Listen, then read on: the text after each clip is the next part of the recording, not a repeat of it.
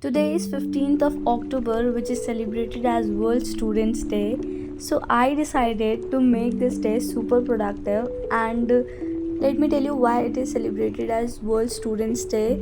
So basically today is birth anniversary of APJ Abdul Kalam. So yeah, let's start our day and this video with this famous quote that all of us do not have equal talent, but all of us have an equal opportunity to develop our talent. But the sad truth is that I believe opportunity does not knock twice. So just grab the opportunity quickly and do something good in your life.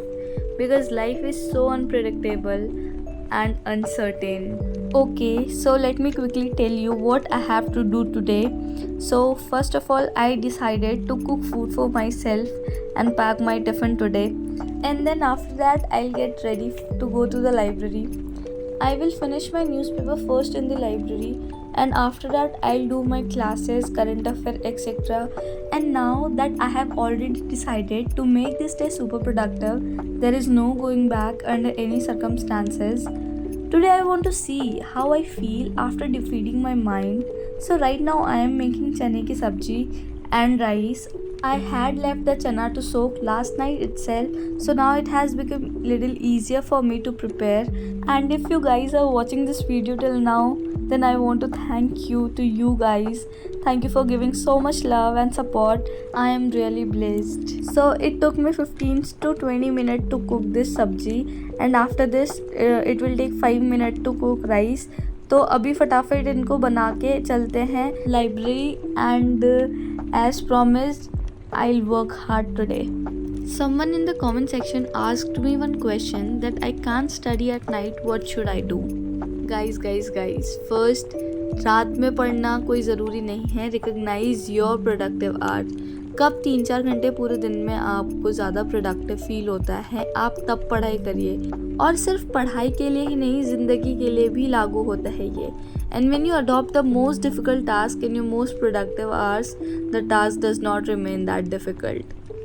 Earlier, I was an early morning person. I used to study at 3 a.m. in the morning or 4 a.m. in the morning. But after some time, when I started studying at night, then I felt that at night I am more productive. And after completing this newspaper, I'll start MCQs and will read current affair magazine. UPSC में 90% UPSC aspirant fail हो जाते हैं. क्यों? क्योंकि उनको proper foundation नहीं मिलता है. अब ये प्रॉपर फाउंडेशन है क्या?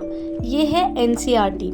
हर एक स्टूडेंट जब अपनी यूपीएससी का प्रिपरेशन स्टार्ट करने की सोचता है तो उसके दिमाग में पहले एक ही चीज़ आती है कि एनसीईआरटी से स्टार्ट करना है. या कोई भी टॉपर अगर जब हमें एडवाइस देता है तो वो सबसे पहले यही बोलता है कि एनसीईआरटी जो है हमारा वो अच्छे से कवर होना चाहिए. बट जब हम एनसीईआरटी पढ़ते हैं और बार बार उसको पढ़ना पड़ता है तो वो काफ़ी बोरिंग हो जाता है, और शायद 1-2 बार पढ़ने के बाद हम जो यूजुअली क्या करते हैं, छोड़ देते हैं. लेकिन ये हमारी सबसे बड़ी गलती होती है जो हमारे यूपीएससी की जर्नी को और भी स्लो कर देता है. बट अब ये टेंशन नहीं है, क्योंकि मेमो UPSC has frame question from each and every line of NCERT with respect to syllabus. यार ये ऐप ना सच में बहुत अच्छा है. एंड बेस्ट थिंग इज़ कि हम कहीं पे भी लर्न कर सकते हैं, कहीं पे भी हम इसको निकाल के प्रैक्टिस कर सकते हैं. यूजुअली हम एनसीईआरटी हर जगह कैरी नहीं कर सकते, बट ये ऐप इतना हैंडी है, कहीं पे भी खोलो एंड क्वेश्चंस प्रैक्टिस करने लग जाओ. And the best thing any UPSC aspirant can do is to learn through practice. Hours of our reading ये कोई मैटर नहीं करता है जब तक हम उसके कॉन्टेक्स्ट को समझे ना. तो ये प्रैक्टिस के थ्रू हम उसके कॉन्टेक्स्ट को भी समझेंगे. एंड यार मॉक तो बहुत ज़रूरी है, सभी को पता है. तो एनसीईआरटी का मॉक लगाना भी बहुत ज़रूरी है. तो देरी किस बात का, लिंक मैंने डिस्क्रिप्शन में डाल रखा है. आप लोग वहाँ से ऐप डाउनलोड कर सकते हैं एंड अपने एनसीईआरटी के बेस को और स्ट्रॉन्ग कर सकते हैं. Okay guys, so after completing my first slot successfully, in which I have completed newspaper and little bit of current affair, and I came out from the library and took 15-minute break. And yeah, चाय बहुत ज़रूरी है नींद भगाने के लिए, क्योंकि अब मुझे करना है history which is very boring for me. But क्या ही कर सकते हैं, अब करना है तो करना है. तो अब फटाफट कंप्लीट करने के बाद हम आ गए हैं वापस से टेबल में. एंड अब हम करेंगे अपने क्लासेस को. न्यूज़पेपर के बाद मेरा जो आज क्लास है वो है इकोनॉमिक्स का. And currently I am reading economics में जो बेसिक्स के जो कॉन्सेप्ट होते हैं एंड अभी फटाफट क्लास ले लेंगे। क्लास में आज पढ़ाया रहा है नेशनल इनकम एंड उनके थोड़े से जो भी जीएनपी जीडीपी वगैरह है वो।